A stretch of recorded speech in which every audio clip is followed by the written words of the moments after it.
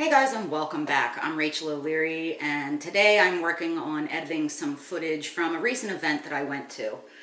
Pecktec, my buddy, was nice enough to film some of the footage of a demonstration that I did alongside Jen Williams at the Big Fish Deal this past month. I've been lecturing for, I guess about 11 years now at various aquarium clubs and events. And something new that I'm starting to do this year is to do actual demonstrations of how to set up an aquarium using natural materials and plants in order to facilitate a more natural behavior of fish and for them to breed as well. Now at the Big Fish Deal, Jen and I did a dual demo. She did a more classically aquascaped aquarium with a lot of rock and some stem plants and a carpet. And I did a more natural manzanita and botanical aquarium that I then tinted with Roy Boss tea. And Sean from Pecktec was nice enough to film some of the footage. Now I'm going to show you the footage and I'll put some captions to explain when it jumps from one spot to another. But one of my goals for this year is to do a lot more demos and actual practical application, as well as giving information about the various fish as I do these demos. And if you're interested in seeing me do something like this, I will be updating my events page on my website, msjinx.com, that'll show you where I'm going to be. I find it to be really fun, and people seem to really get a lot of useful and meaningful practical information, as well as get to geek out about fish a bit as I do it. So anyway, let's take a look at this footage. Again, this was from the Big Fish Deal. And thanks so much, Sean, for providing me with the footage, and I hope you guys enjoy sort of seeing one aspect of what some of these shows can be like. One of the really unique obstacles of doing a demo like this is that the event provides most of the materials and the plants, so you sort of have to do things on the fly. As we were doing the demo, I was fielding questions for both Jen and myself and just trying to give a bunch of information about the decisions we were making as well as the products being used. I rarely use stem plants simply because I'm not interested in utilizing CO2. I'm not interested in doing a bunch of stuff with fertilizers. And generally my tanks are stained so full of tannins that anything that has higher light requirements would fail to thrive and die out anyhow. This will help reduce the hardness of the aquarium, and it's also nutrient rich for your stem plants. And it's a really wonderful substrate, great to work with.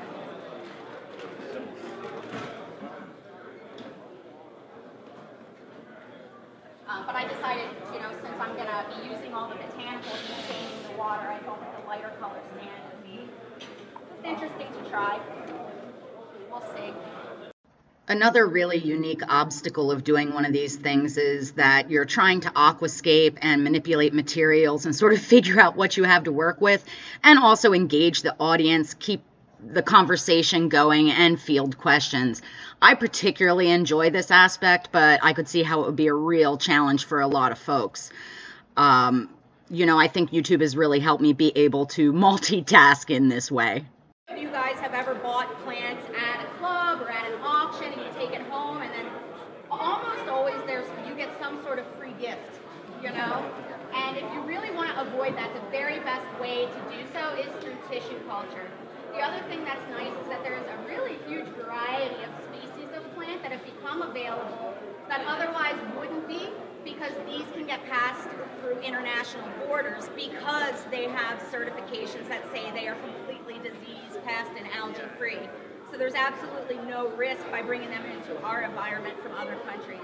These are manufactured in Denmark, and they're setting up facilities as well. They're in the process of building new greenhouses and new facilities in Canada, I believe on the western side. So then it will become even just more and more available for us. And sort of the benefit of that too is that also the potted plants, that's what I'm going to be using, and she has some there too. It's going to make the supply chain much shorter, the price is much lower, and the breadth of availability much larger. So I know both of us are like super stoked to see this continue to evolve.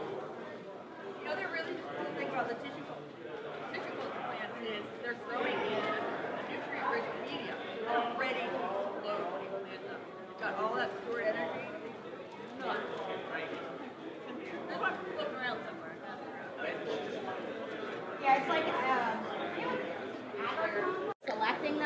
especially if you're buying in person. You know, you can see if it's got really, really dense roots, if the roots are nice and white and fine, or if they're looking brown, maybe you avoid that one, kind of thing. Yeah. I can take all of mine.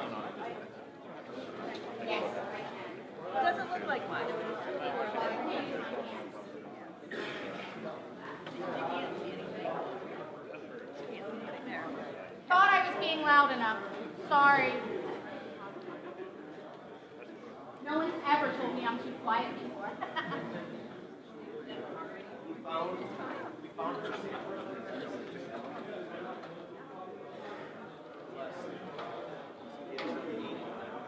Y'all ever tried to get plants out of rock wool? Not my favorite thing.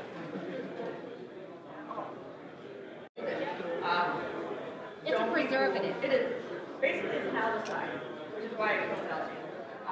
Which is handy, but do not rely on it as a CO2 solution. It's not.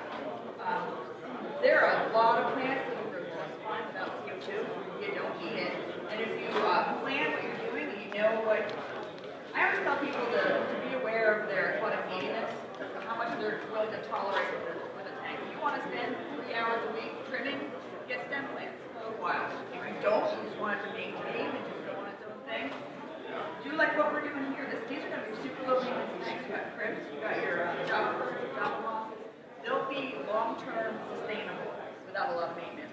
So keep that in mind when you're setting up. You kind of plan ahead for what you're going to want to take care of. If you don't want to take care of it, it's going to look terrible, and then you're going to walk away. And then you're going to yell and say, Jen, you're stupid, I hate you. And then I'll cry. What about dosing with fertilizer? What do you recommend? For fertilizing, that is a super question. There's a lot of choices out there. One of the ones that has popped up that's turned out to be really, really good with an all-in-one is the Nylon G series, the dry. It's fantastic. I always recommend starting at a half dose, and also, you know, look at your plant load. If you don't have a ton of plants, don't use a full dose of fertilizer. And make sure if you are fertilizing to do that water change so you can clear it out. I personally do not use any fertilizers in any aquarium ever. I can't, for me, like the value of dosing fertilizers is the nutrient requirements are met for the plants, but you have to keep it on a schedule or you'll be feeding algae or your plants will still be nutritionally depleted and not do well. So you really have to have a schedule for it to go well. Like intermittent dosing is not going to do anything for anything. Right. It's going to feed your algae and create imbalance. So for me personally, I prefer to choose plants that don't necessarily require any fertilization, plants that aren't generally grown in soil, more ones that attach to rocks or wood and absorb from the water column to grow, rather than ones that need to be fed.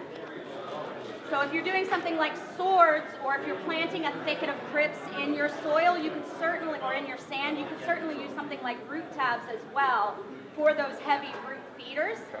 And I will do that on an occasion, but you know, I am way too scattered mentally to ever remember to dose any tank on schedule. So it's more of a detriment to my aquariums than a help to be inconsistent. What she said. Now there are automation options, which are super helpful. You can get auto dosers that aren't name brand for $60. Yeah. And it's totally worth it. If you know you're like me and you know you're not ever going to remember to do it on Monday, Wednesday, Friday religiously, get an auto doser. Absolutely. It'll make all the difference. Because what Rachel says 100%, if you get off track, you're just going to have a problem. Lots of problems. And then you'll quit, and then you'll cry, and then it'll be my fault. Yeah, that's work. It always turns around to my fault. What's your substrate? In here? Yeah. This is the Tropica. Okay. I heard a lot of people talking about black diamond blasting sand for substrate lately. I've heard that. What was that? Black diamond blasting substrate. I don't like it. So here's my thing when I'm utilizing a sand or choosing a sand. Black diamond blasting sand is what he asked about. It's extremely cheap. It's relatively attractive. But for me, if I can't roll it through my fingers and have it be super comfortable, I don't want my fish sifting it through their gills. Right. And for a lot of because part of their natural feeding or breeding strategy is to bury their face in the sand or lay their eggs in the sand or things like that, and I want a surface that feels good. I have a microscope in my fish room, and I'll even like look at substrates sometimes if I'm on the fence and see what it actually looks like. Because for instance, with things like Coriodoras, there's some of the longer snouted species, they'll bury their face up to their eyeballs in the substrate as part of their natural feeding strategy. Right. And you know, it doesn't necessarily mean that the black diamond blasting sand would necessarily hurt them. But I can't imagine that it would be comfortable or as comfortable as something that is substantially smoother. Under a microscope, it looks like broken glass. It is. Yeah. I mean, so. If you run your hands through it, it'll cut you. Yeah. So yes, you know, right now I know it's on trend for people to use because it's so cheap. For growing plants, it's fine. Okay. However, but not for fish. It can have contaminants. You don't know what they're using. She's saying that it can have contaminants. Okay. Because it's intended for a purpose that is not fish, you know, so of course you would want to give it a good rinse, take a good look at it. My preference, especially with how cheap clay sand is, which is dirty as or the pool filter sand, I'd rather do that. And if you want a dark sand, there are things like color quartz, which is another pool filter type sand. It's actually for building in-ground pools for the concrete to do the colored whatever, and you can get that for relatively inexpensive as well, and it comes in several different grades. So the ones that I use are graded S and T. S is super fine, T is slightly coarser, and you can get them in a wide range of colors, including black. When I bought it, it's a 3M sand. It used to be called color quartz. I believe they've changed the name of it now. Yeah, I'd have to Google that. Yeah. But very nice. It's used for the bottom of in-ground pools. Yes. Okay. Yeah, so that would be my preference. It's super clean because it's meant for people to, you know, interact with in water. So. Cool. Thanks. Sure. So I have some Anubias nana here. Again, it's just another small little rhizome plant. And with these rhizome plants like the Java fern and these, you can see that there's this lateral finger-like structure that the leaves grow up from and the roots grow down from. That structure needs to be kept out of the substrate in order for it to have good water circulation. Otherwise, it will rot and the plant will die. You can certainly plant the roots into the substrate.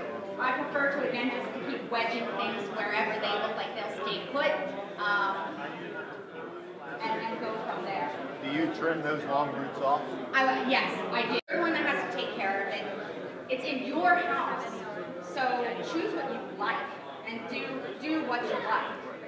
You know, there's absolutely no reason that it has to be whatever contrived notion of aquascaping is. Yeah, that would be nice. Thank you. Okay, I don't know if you guys can see how I'm doing this. This is the foreground, this is hair grass. The best way to plant it so it grows faster is in little tiny clumps like this, like hair clumps, basically. If you do it that way, it'll spread out faster, encourage to grow. It's a pain and it takes forever. I don't know if you can hear me, Chrissy. I was a little ambitious with the hair grass, but that's really the best way to work with hair grass. Yeah. Yeah, so what about dry start? I saw a video where it's something called lazy dry start, where you get Monte Carlo, put it up and just sprinkle it. Yeah. Can you do that with this type of hair grass as well? I've never done it with hair grass. I've done it with moss. Yeah. So you actually recommend using beer for that too, rather than a yogurt or. Yeah. What was the question? What was it? What are you talking about, beer? Yeah. Who doesn't want to talk about beer? So the question is, there's a dry start approach to doing this.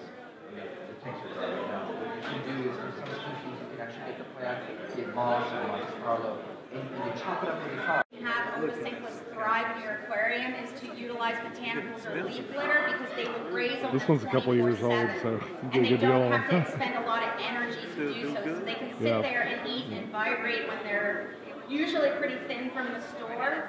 sort of regain their strength, get the nutrition that they need, and then they typically do really, really well.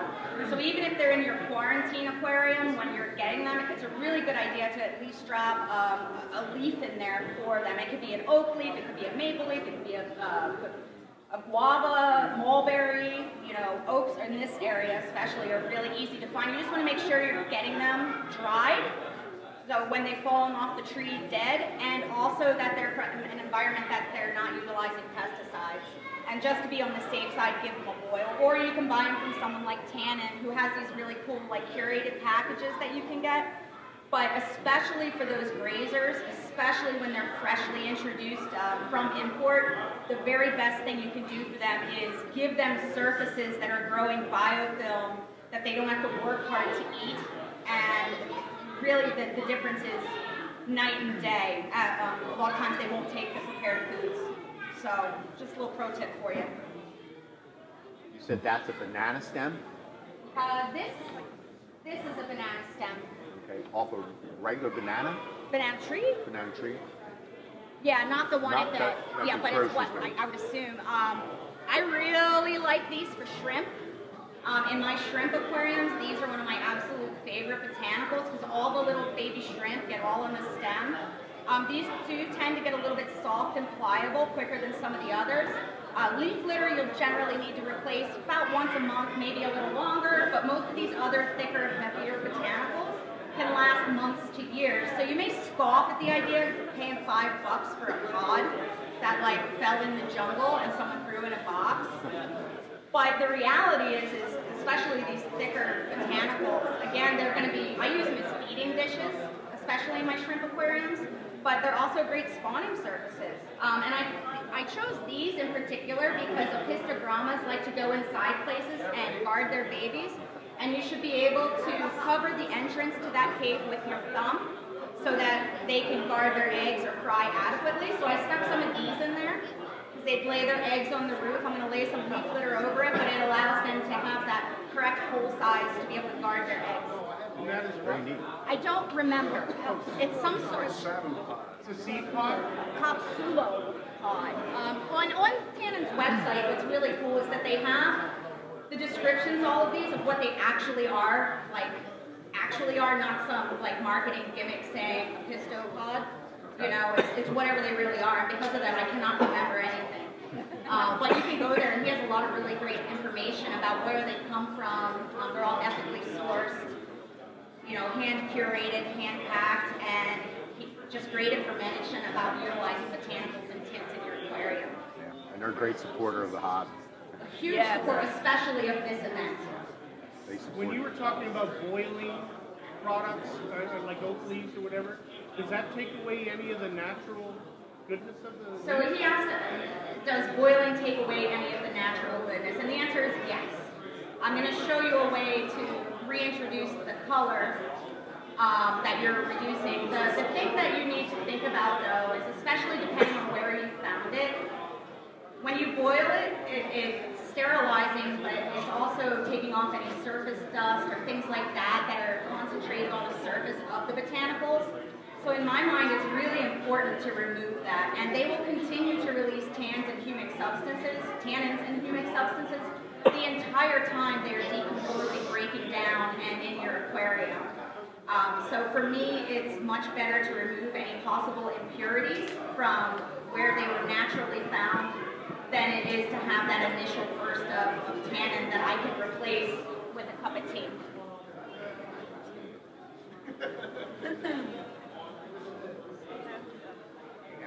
with a cup of tea. Cup of tea, literally. Yeah. Cup of tea. Anybody's wondering what I'm doing over here.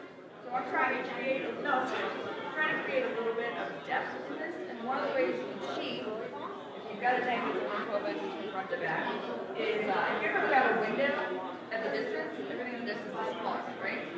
We usually smaller and thinner and finer. You find a few things towards the back that's going to be towards the right. I mean, I only got so much space to work with, but up here, what we're going to do is we're going to move the substrate all the way down to the front, and then it's going to meander into the paragraph. So it's going to have a natural transition from being a weed to a thinner. And The entire demonstration took about an hour, and unfortunately we didn't have power run to this elevated platform where we did it. We did end up filling the tanks with water, but we weren't able to put the lights on, so a lot of the normal end of demo type images just were impossible. And in fact, all of the stuff in this room had to be broken down that night in order to set up the marketplace on the following day. Each of these tanks was then auctioned off with a silent auction where people would put bids for a specified amount of time. And actually the people standing in front of me right here who ended up buying mine, which was really awesome because the kid was super excited about getting a Blackwater aquarium and working with some new species. And it was really, really cool that his mom has been bringing him to a bunch of different clubs and also to events like this. I can't tell you how important it is to get your kids involved with this stuff if they express any interest. Just the, you know, camaraderie at these events is really, really incredible, and I always have a really wonderful time. As always, thank you guys for your continued support. Make sure you're subscribed and have that notification bell on, and I'm going to show you the only pictures I do have of the end result of these aquariums. I think for what we had to work with in the time frame we had, they came out pretty awesome. But let me know down in the comments what you think. This is Jen's, and then this is my aquarium.